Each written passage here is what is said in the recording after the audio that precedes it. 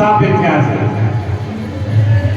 બાકી તમે જોઈ જુઓ વિશ્વમાં જો તમે નજર ફેરવો પણ જેણે સદગુરુ મહારાજનું શરણ સેવ્યું છે અને એમોય વિશેષ જેમણે વર્તમાન કરી બતાવ્યું છે, જેણે વર્તમાન કર્યું છે ને એના જ નામ અમર થયા છે, બીજા કોઈના થયા નથી। હું નોમ લઈને તો કઈક થયા હજારો જીવો, પરંતુ જેણે પોતે વર્તન કરી બતાવ્યું છે એ જ મહાપુરુષો આ જગતમાં આજે એમનું નામ લેવરાય છે, બીજા કોઈનું લેવરાતું નથી। આજે આપણે સંત માતા લીલાબા કહીએ, ભલે એમને ભજન ગાતા ના આવડતું, ભલે એમને સત્સંગ કરતા ના આવડતું, પણ જ્યારે પણ એમની દ્રષ્ટિ પડે ત્યારે નિર્મળ એટલે જો તમે દ્રષ્ટિ નોખો ને એટલે આપણને નિર્મળતા જણાય તો સમજી જવાનું કે સંતનું સ્વરૂપ છે।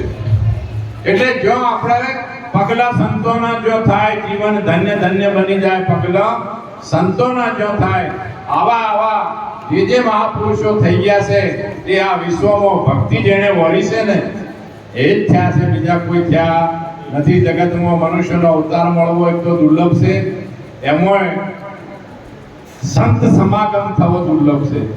સંત સમાગમ હરિકથા તુલસી દુર્લભ દોઈ શુદ્ધ વિત દ્વારા લક્ષ્મી પાપી કે ઘર।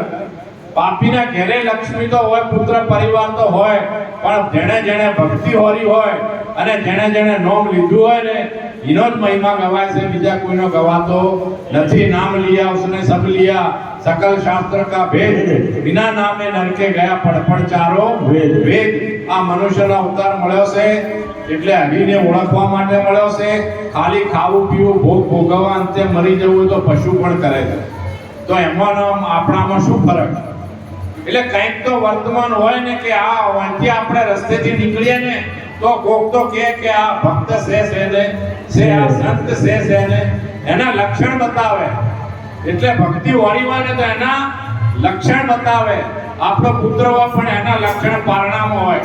એટલે આપણે જે મહાપુરુષો મહાન બન્યા છે એ બધા વર્તમાન ભક્તિ કરી અને એ જ મહાન બન્યા છે। અને આપણે જે વસ્તુ હોરી એ વર્તમાન કરી અને આપણે બતાવવાનું છે। આટલું કઈ મારી વાણીને વિરામવાનું સદગુરુ મહારાજ કી